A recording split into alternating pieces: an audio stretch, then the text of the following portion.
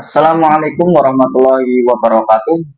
Teman-teman penderita asam lambung bertangsi psikosomatis disorder dimanapun kalian berada, semoga kalian dimuliakan oleh Allah Subhanahu Wa Taala, diberi kesembuhan, diberi kesehatan, cepat membaik, cepat pulih, semoga diberi kesenangan, ketenangan, dan bahagia kembali. Amin amin ya robbal alamin. Teman-teman, bagi yang baru bergabung, diharap untuk subscribe. Untuk teman-teman yang senantiasa, yang setia mengikuti video-video saya, kembali lagi dengan saya tentunya di channel Berpikir Positif. Alangkah baiknya kalian like, komen apa yang kalian rasakan. Teman-teman menderita asam lambung bertangsi psikosomatis disorder, kali ini saya mau membagikan pengalaman saya ketika anxiety disorder. Jadi memang pengalaman saya ketika mengalami anxiety disorder itu mudah capek, mudah lelah. Ketika capek, walaupun tidak ngapa-ngapain, itu serasa kayak nggak enak badannya. Hati itu merasa gundah gulana, merasa cemas, merasa takut, merasa was-was. Bahkan jantung pun berdebar-debar, deg-degan. Perut serasa mual. Ketika kita dibawa ke dokter, itu pengalaman saya dibawa ke dokter, itu nyatanya baik-baik saja atau normal, teman-teman. Kenapa demikian? Dikarenakan ketika orang yang sedang terganggu anxiety disorder itu sangat menguras energi, teman-teman. Pengalaman saya, padahal tidak ngapa-ngapain, tapi rasanya lelah, rasanya capek, tenaga seperti habis begitu, teman-teman. Nafas ngos-ngosan. Itu kenapa sampai seperti itu? Itu dikarenakan kita mengalami anxiety, teman-teman. Maka ketika anxiety itu datang atau kita mengalami anxiety, tentunya mudah capek, mudah lelah. Apa perbedaan capek?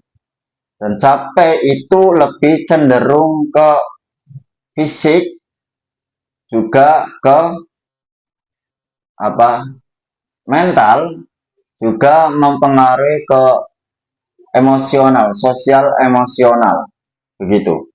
Kalau lelah, teman-teman, kalau lelah itu hanya di fisik.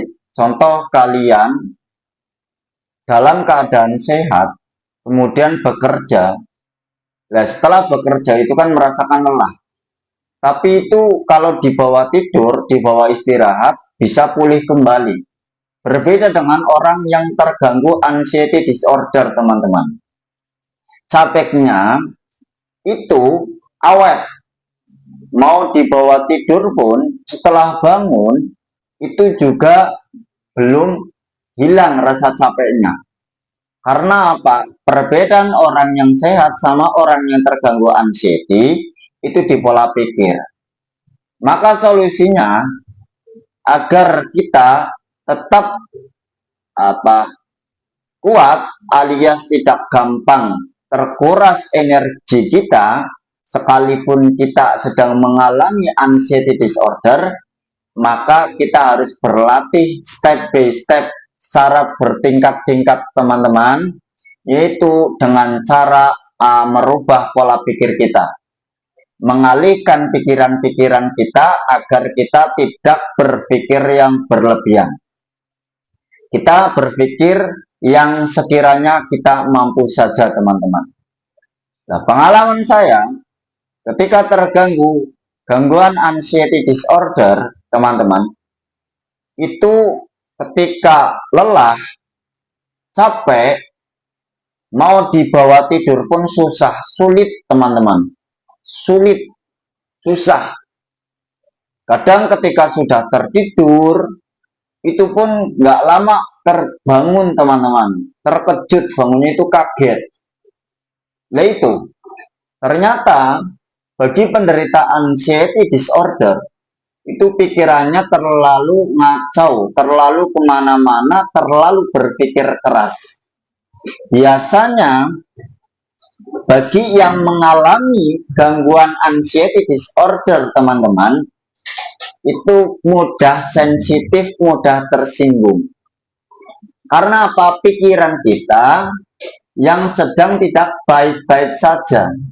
Akhirnya perkataan orang langsung kita ambil hati. Ucapan orang langsung diambil hati. Ada orang yang sedang menceritakan, bukan menceritakan kita, tapi kita merasa tersinggung. Ketika ada orang yang sedang membahas tentang penyakit seseorang, kita merasa tersindir. Jangan-jangan dia membicarakan saya, padahal itu tidak.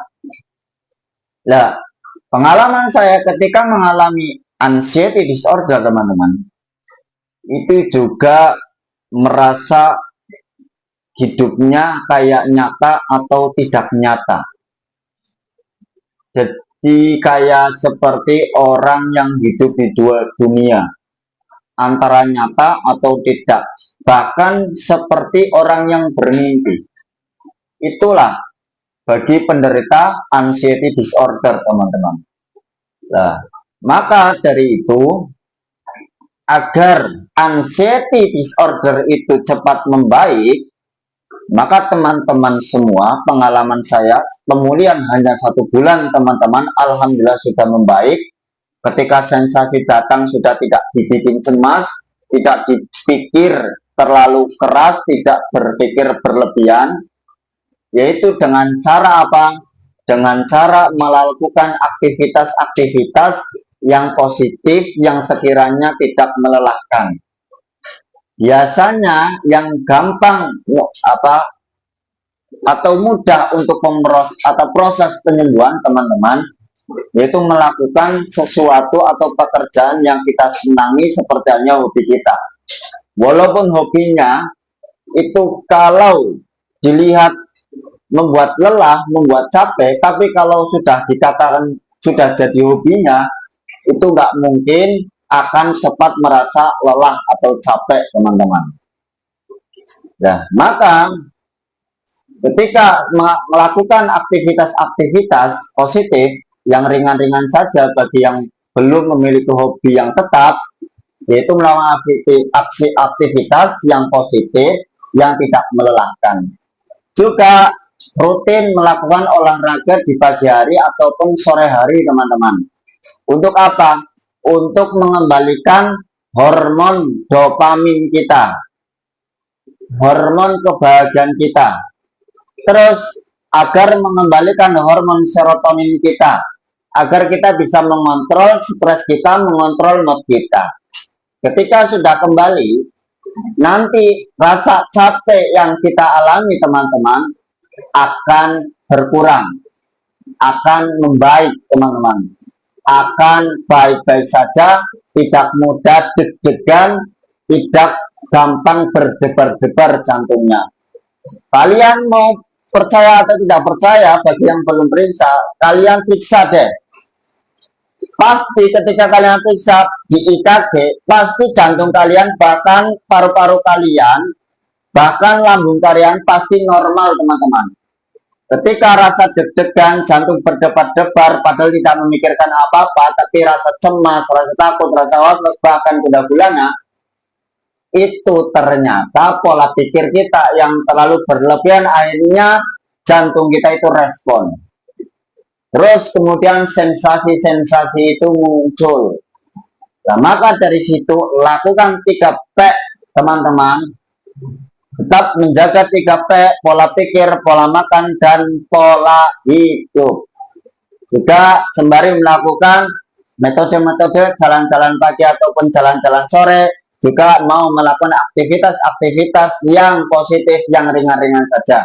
Karena penderita anxiety disorder itu mudah lelah dan mudah capek. Itu pengalaman saya, teman-teman. Tapi alhamdulillah hanya dalam waktu 1 bulan sudah membaik, teman-teman.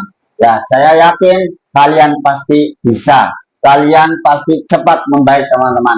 Kalau mau melakukan aktivitas, juga menjaga 3P, juga mau melakukan metode-metodenya.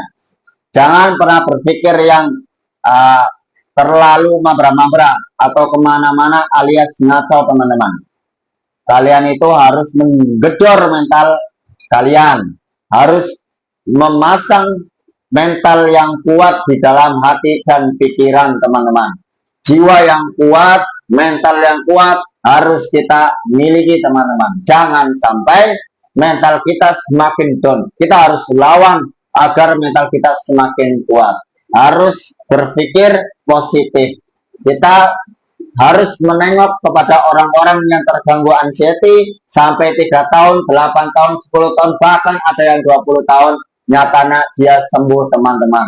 Dan tidak terjadi apa-apa, dan tidak terjadi M alias modar, teman-teman. Maka dari situ harus kalian terapkan 3P, juga melakukan metode-metode. Saya doakan semoga kalian cepat membaik, cepat pulih, dan diberi kesehatan, kebahagiaan, ketenangan, dan kesenangan oleh Allah. Amin ya rabbal alamin.